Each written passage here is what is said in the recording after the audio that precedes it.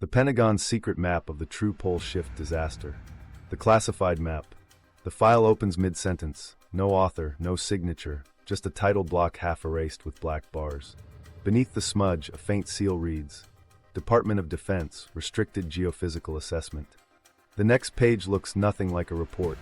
It's a map, latitude grids, warped coastlines, and entire continents tinted blood red, marked only with cryptic codes. Z1, Sector Delta, uninhabitable. The shapes don't match any modern geography. It could be a projection of the world to come, or a warning drafted for one that's already gone. According to digital forensics chatter, the file surfaced briefly on a secured Pentagon network in 2018 before appearing on an encrypted defense contractor forum. The post vanished within an hour, leaving behind a single line of metadata, classified geophysical projection, derived from magnetic realignment simulations. Within days, screenshots spread through archivist circles claiming the document outlined a federal contingency for large-scale crustal displacement. That's the question that's fueled every investigation since. Was the Pentagon quietly mapping an impending pole shift? Now, before your mind jumps straight into conspiracy territory, know this. The annotations on that image line up, almost perfectly, with long-running Navy geodetic surveys meant to monitor changes in Earth's magnetic field. But certain lines didn't match anything from public datasets. They outlined what looked like inland seas forming across the Midwest, shorelines receding from Europe, and over the North Atlantic, a line of text, almost illegible but partially readable under contrast enhancement. Population Migration Corridor Plan. Nobody inside the Department of Defense has ever confirmed that the document is real. No origin file has surfaced, but the metadata tags reportedly reference magshift_PJ and crustal variation contingency 0034A, terms that don't appear in any official project registry. So people started asking questions. Was this a training simulation? A modeling exercise for rising seas? Or, if the rumors are true, a projection made from data classified under an older program connected to John Thomas, the man whose ideas the CIA once hid under lock and key? See, the fascination with the map isn't just about the geography, it's about where that geography leads. Because in the 190 SAXS, an engineer named Thomas claimed Earth's outer shell periodically slips over its molten interior, shifting oceans, sinking continents, and wiping civilizations from existence. He said it had happened before. He said it would happen again. His book, The Adam and Eve Story, became the foundation for what modern historians call catastrophic pole shift theory. And more importantly, it vanished, classified by the CIA almost immediately after publication. So when today's leaked image appeared, showing the continents contorted in eerily familiar ways, researchers compared it to diagrams from the few surviving pages of Thomas's manuscript. The resemblance was uncanny. Flooded coastlines, repositioned poles, the same predicted disaster zones highlighted, as if someone had used his book as a blueprint. If that connection is real, it means one of two things. Either the Pentagon was recycling discarded pseudoscience for scenario planning, or someone believed Thomas had been right all along. The problem is, the secrecy fits too neatly. Whenever government silence collides with apocalyptic speculation, you get a perfect storm of curiosity and fear. Add in the recent UAP testimony and decades of rumored black projects, and suddenly the edges start to blur. One classified map becomes a symbol of everything the public suspects is being hidden from them. But the truth might be more complicated and stranger than either side expects. Let's rewind for a second. Where would such an idea even come from? The concept that Earth could suddenly tilt on its axis isn't new. Early explorers once thought shifting magnetic readings meant the poles had physically moved. Later, in the mid-20th century, a professor named Charles Hapgood refined the notion into something that sounded scientific: Earth crust displacement. He suggested that ice accumulating at the poles creates an imbalance, forcing the entire crust to slide over the mantle in one sudden, catastrophic motion. Einstein wrote a cautious foreword to Hapgood's book in 1958, calling the theory interesting but unproven. That single endorsement gave it a kind of immortality in alternative science circles. By the early 190 SAXS, when the Cold War blurred the line between plausible research and classified speculation, the idea of global cataclysm wasn't just the stuff of science fiction. It was a potential security risk. Imagine living through the Cuban Missile Crisis and hearing that the planet might decide to wipe itself out, no bombs required. Government think tanks were already modeling fallout patterns en masse. Migrations, adding a natural cataclysm to the mix wouldn't be much of a leap. That's the historical climate in which John Thomas appeared.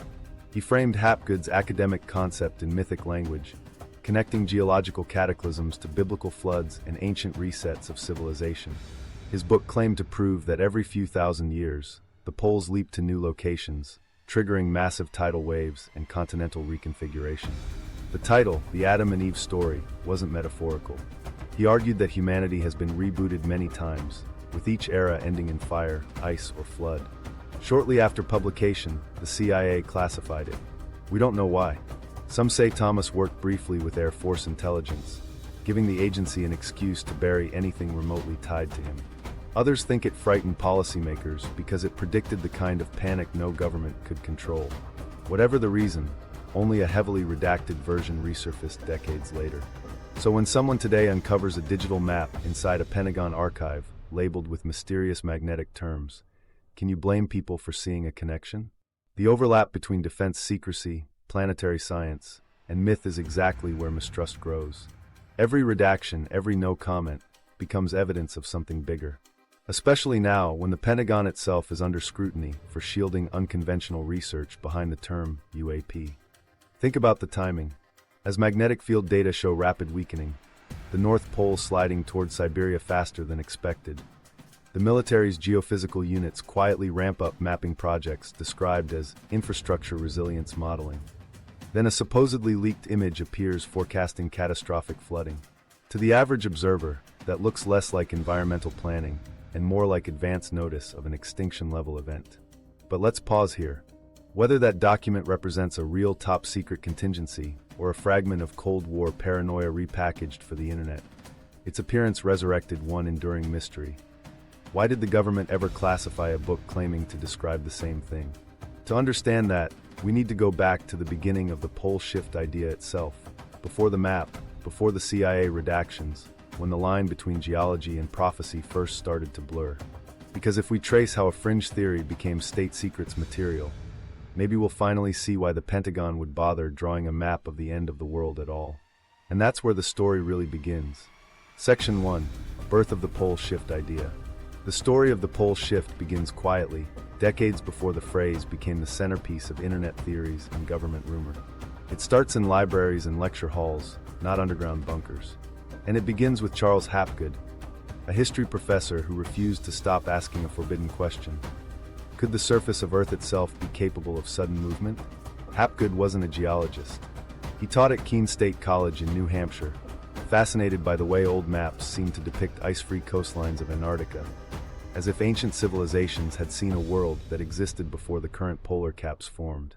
In 1952, he developed a bold hypothesis to explain it. Instead of the continents drifting gradually, Hapgood proposed that Earth's thin crust occasionally slips as a hole over the molten mantle beneath, like the loose skin of an orange. It was a single, elegant mechanism that could explain dramatic climate swings and mysterious ancient flood legends all at once. Most of the scientific community dismissed him, but his arguments had just enough mathematics and historical evidence to intrigue one important reader, Albert Einstein. After years of correspondence, Einstein agreed to write a foreword for Hapgood's 1958 book Earth's Shifting Crust.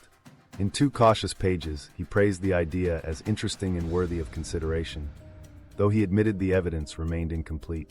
That short endorsement gave Hapgood something no fringe scientist had ever possessed: credibility. Popular magazines picked up the story immediately. Newspapers ran headlines about Einstein's lost catastrophe theory. For the public, it was irresistible, an idea that Earth itself might violently reset every few thousand years. Cinema was already filled with mushroom clouds and crumbling cities. Now science seemed to hint at a more ancient, unstoppable apocalypse. Meanwhile, inside the establishment, the interest took a more pragmatic turn. The United States was deep in the Cold War. Strategists and psychologists debated how civilization would cope with existential fear. First nuclear, then cosmic. Government agencies quietly collected studies on human behavior during catastrophes. In that environment, Hapgood's theory wasn't just geological speculation. It represented a model for the ultimate natural enemy, an event humanity couldn't deter or win against, only endure. By the early 190 SAXS, as the space program accelerated and military think tanks began cataloging natural threats that could rival nuclear war, Hapgood's ideas re-entered discussion inside defense circles.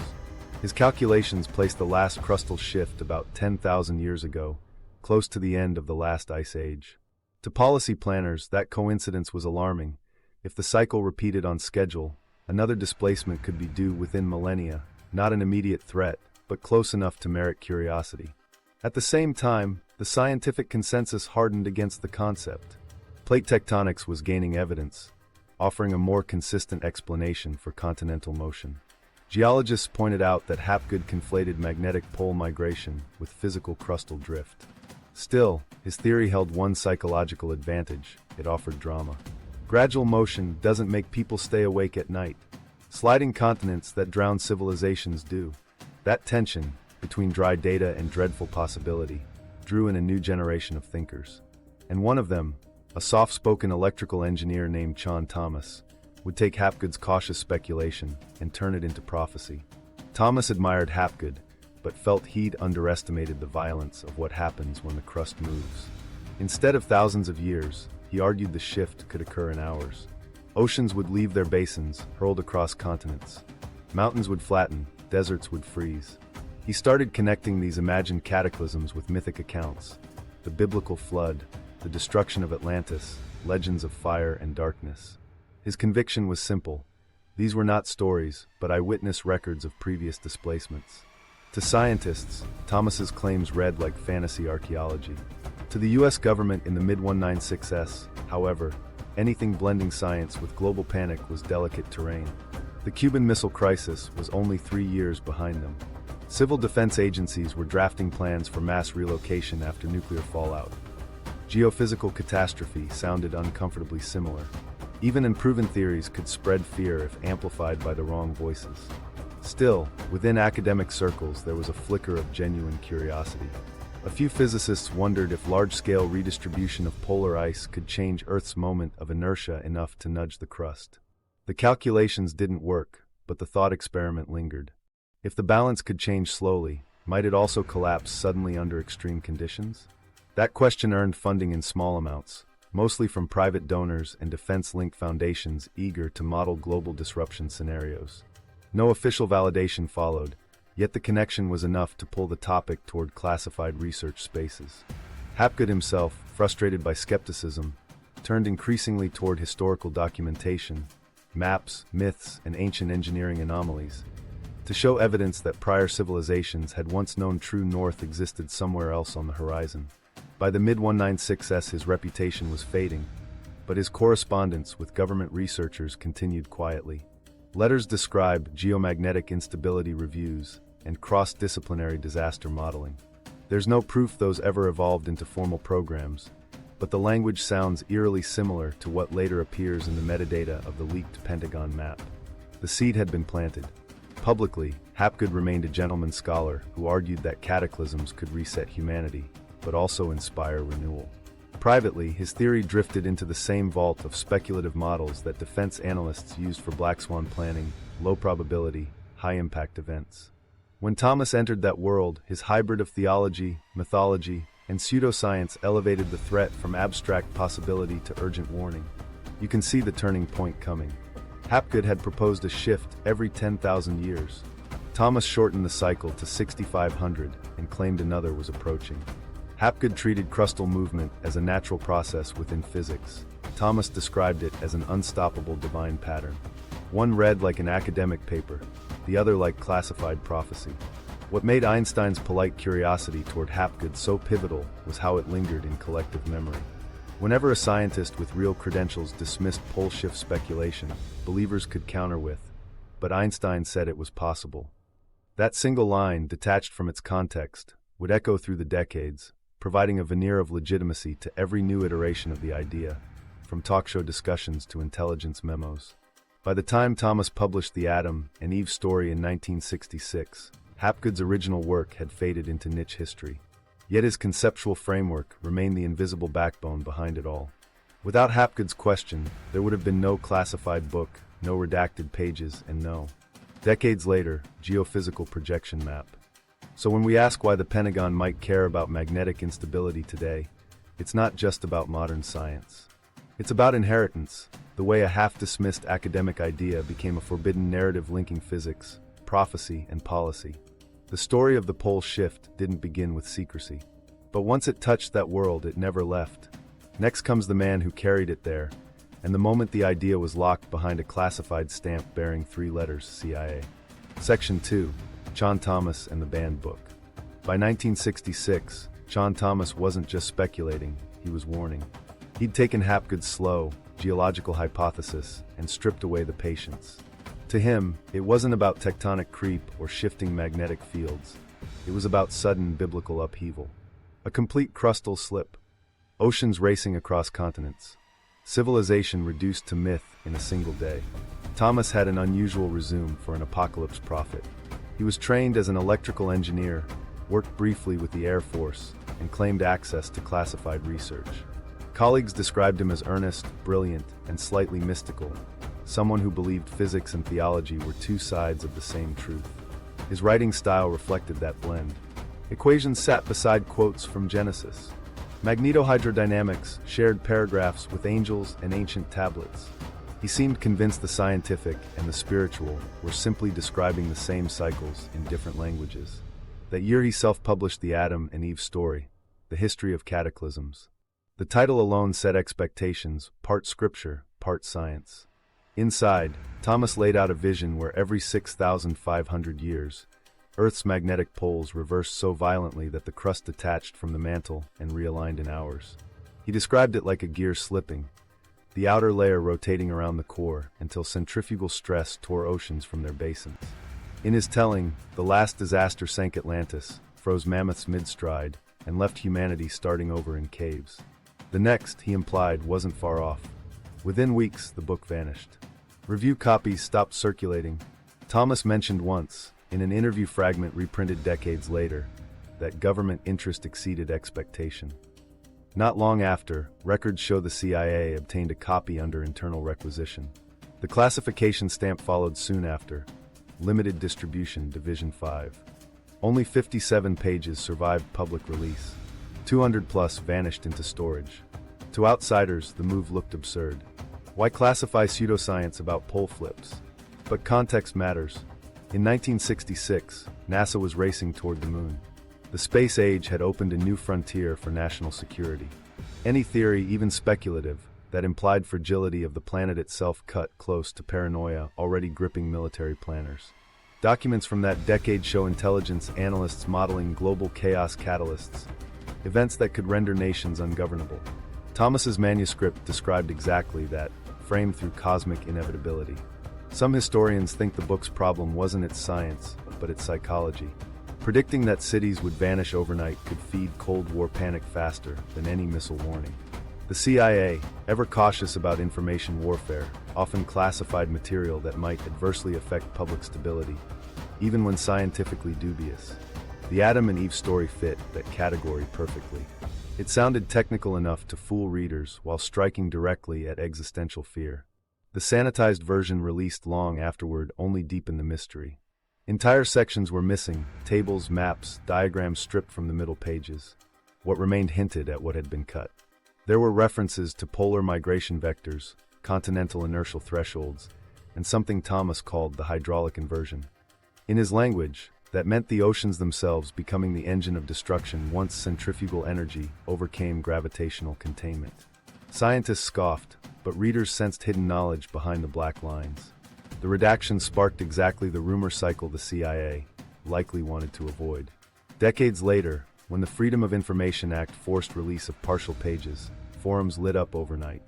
People began cross-referencing the fragmentary data with satellite imagery and seismic patterns. Others noticed that Thomas's rough coordinates for new coastlines overlapped with maps produced by FEMA centuries later for disaster modeling. Coincidence? Maybe. But the absence of an official explanation guaranteed that everything missing looked intentional. Thomas himself faded from public record after the late 190 SAXS. By some accounts, he pursued private research into consciousness and remote viewing, a field that years later the U.S. military quietly experimented with under Project Stargate. The overlap was too tempting for conspiracy theorists to ignore. Soon, the Adam and Eve story became part of a larger mythology linking psychic phenomena, cataclysm cycles, and secret Earth change programs supposedly buried inside defense budgets. Behind all that noise sits a simpler possibility. The CIA's motive might have been bureaucratic, not sinister. The 190 SAXS intelligence community routinely swept up unconventional science for evaluation, sometimes to check if foreign powers were investing in it, sometimes just to keep odd ideas contained. Still, official silence handed mythmakers an endless runway. By refusing to clarify, the agency transformed an obscure paperback into a sacred relic of suppressed truth. Within those blacked-out paragraphs, people projected everything from alien intervention to predictive cartography. Decades before the internet, copies circulated underground among survivalist circles and alternative science clubs. Members annotated predictions, marking supposed next polls on home-drawn maps. Each generation added its own fears: nuclear winter, ozone collapse, Y2K, now magnetic reversal. The book's mystique grew because it lived in absence, pages nobody could read filled in by imagination. When the redacted file finally appeared on the CIA's digital reading room in 2013, curiosity exploded again. Uploaders noted how the PDF label used archival codes for unusual media, geological projections misfiled under psychological research. Whether clerical error or inside joke, the confusion kept speculation alive. Viewers zoomed into faded notations, convinced they saw predicted flood lines under the sensor bars. Amateur analysts began layering Thomas's partial figures onto NASA topographic data. One viral thread claimed the match between his equatorial migration path and contemporary measurements of magnetic pole drift exceeded random chance. From a storytelling perspective, Thomas achieved something remarkable. He gave myth a scientific accent. By writing in the tone of an engineer rather than a prophet, he bypassed skepticism and entered that strange zone where pseudoscience feels plausible. His diagrams looked like technical schematics, his phrases like classified briefings. That aura of authority made the suppression feel even more deliberate. If the book was nonsense, why hide it? If it wasn't nonsense, what did they know that we didn't? The fascination lay less in what he claimed than in who reacted. A government that had just mapped every inch of the moon apparently decided a self-published theory on Earth's destruction needed secrecy. For a Cold War public raised on duck-and-cover drills, the message was unmistakable. Even the people in charge seemed afraid. Over time, those disconnected facts, the engineer-author, the CIA redaction, the missing diagrams, converged into a single enduring narrative. There's knowledge about planetary catastrophe the authorities refused to share. Pop culture references spread it further. Talk shows in the 198s framed Thomas as the forbidden scientist. Eventually, his name resurfaced online whenever new data hinted at magnetic anomalies or rapid pole drift. Each modern discovery recycled his prophecy through updated vocabulary. Solar storms, coronal mass ejections, climate tipping points. Different causes, same doom cycle. Half a century later, when leaked Pentagon files labeled Geophysical Transition Zones began circulating, the comparison was immediate. The shapes on that map mirrored the outlines in Thomas's surviving figures. The coincidence was mathematical art, if nothing else, but to believers, it confirmed their fears that his book had never really been dismissed. It had been adopted. And here's the irony. The act of classifying the Adam and Eve story may have guaranteed its immortality. Without secrecy, it's just another eccentric theory. With it, it became evidence of conspiracy. That dynamic, between legitimate caution and enforced ignorance, defines the entire pole shift saga. Each redaction, each delayed release, stretches the line between science and myth until they meet again. Thomas promised that one day the truth would move mountains and oceans alike. Maybe he meant geological truth. Maybe he meant psychological. Either way, his words leaked into the bloodstream of cultural paranoia, setting the stage for what would unravel 50 years later, when declassified pages started appearing alongside UAP briefings and magnetic field data. Those coincidences aren't easily dismissed.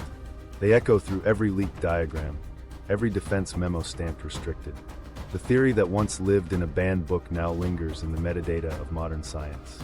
But before we can judge what any of it means, we need to look at those recovered fragments themselves.